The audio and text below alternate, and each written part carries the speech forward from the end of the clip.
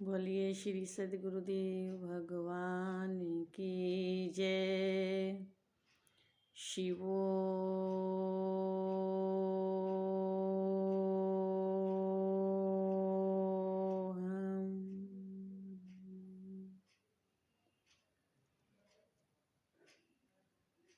आप सभी भक्त समाज को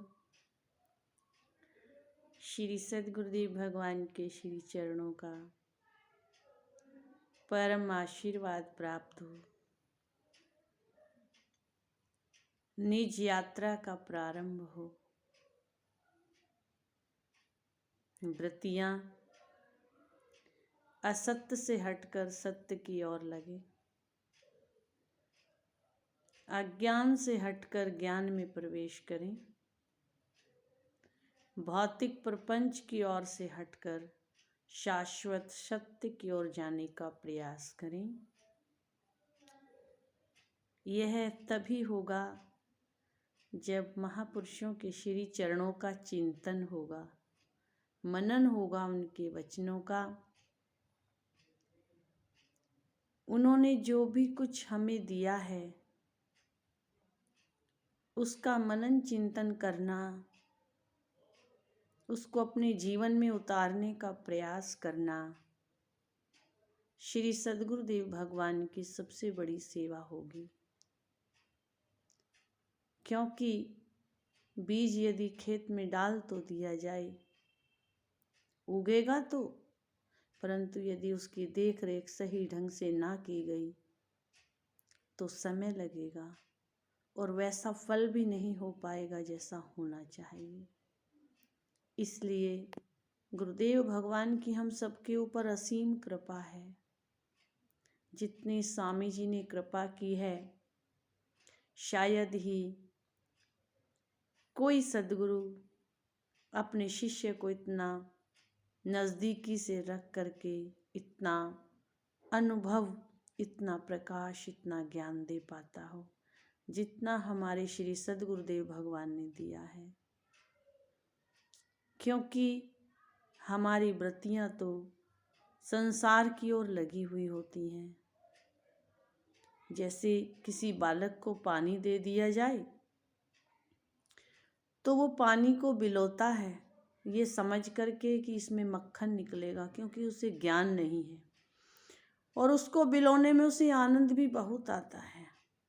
यदि बालक से पूछा जाए तो वो कहेगा कि मैं इतना व्यस्त हूँ अपने कार्य में कि मुझे फुर्सत नहीं है, इसमें से कुछ परिणाम आने वाला है।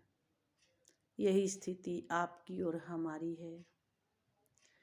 हम इस नश्वर संसार को उस पानी की तरह मथते रहते हैं, इसके पीछे भागे रहते हैं कि अब सुख मिलेगा, अब सुख मिलेगा, अब सुख मिलेगा, बस अब सुख मिला।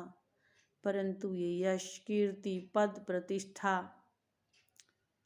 आपको थोड़े समय के लिए भ्रमित तो कर सकती हैं, आपके मन को लुभा सकती हैं। कब तक? जब तक अज्ञान और अविद्या आपके अंदर पूर्णतः भरी हुई है, जब तक सच्चाई सामने नहीं आई है। इसलिए गुरुदेव भगवान की वाणी है, अब मैं तो ही देखियूं संसार, केले के पात में कबहू की निकलियो सार। कोई सार नहीं आने वाला है। तो इसलिए जागो, अपनी आत्मा में जागो। जो जागा है उसने पाया है। एक बार जगकर देखो तो आपके सत्य स्वरूप में कितना आनंद है। मेरे श्री ठाकुर जी एक बार जग गए, फिर ब्रज में भी रहे तो कोई प्रभाव नहीं था उनके ऊपर। वो सब लीलाएं उनमें हो रही थी, उन्होंने की नहीं, स्वतः स्वयं प्रकट हो रही थी। और उन लीलाओं का चिंतन ही भक्त को आनंद देता है। परंतु ठाकुर जी तो स्वयं अपने आत्म स्वरूप में लीन है। यदि वो अपने आत्म स्वरूप में मस्त ना होते तो वृंदावन छोड़कर कभी मथुरा न गए होते, मथुरा छोड़कर कभी गोकुल न गए होते, अगर वो कहीं पर भी आसक्त होते। क्योंकि जो अपने सत्य स्वरूप में जग जाता है, अपने को जान लेता है, उस आनंद को अपने भीतर पा लेता है। भला उसको ये जगत की नश्वर वस्तुएं क्या अपने में फंसा पाएंगी। जिसके हाथ में हीरे आ जाया करते हैं वो कभी कौड़ियों के लिए लड़ाई नहीं किया करते हैं। तो आप और हम तो ऐसे परम पुरुष अविनाशी की श्री चरणों में बैठे हैं जिन्होंने हमारे जीवन को आनंद रस से परिपूर्ण कर दिया है। अब शायद न कुछ पाने की इच्छा रही है, न कुछ खोने का भय भी रहा है, क्योंकि जो खोने का भय था वो पहले से नहीं था, तो उसका भय क्या होगा। और जो पाने की इच्छा थी वो भी पहले से पर्याप्त था, अब उसको पा कर के बाकी पाना क्या है। तो इसलिए श्री सद्गुरुदेव भगवान ने एक परम आनंद दिया है, उसी में हम जगें, उसी को पाएं, उसी में मस्त रहें। आप सबको यही आज का आशीर्वाद है, यही प्रार्थना भी है गुरुदेव भगवान के चरणों में कि उनके चरणों में आया हर भक्त उसी निजानंद, उस निजानंद को पाए। आज 26 जनवरी है, आपको इस गणतंत्र दिवस की भी बधाई हो। समस्त भारत के सभी वीर जवानों को, सभी देश की सेनाओं को हमारा शत शत नमन है, क्योंकि इन वीर जवानों के सहारे ही हम निश्चिंत अपने घर में बैठे होते हैं। किसी की कुर्बानी को कोई भुला नहीं सकता और न कभी भुलाना चाहिए।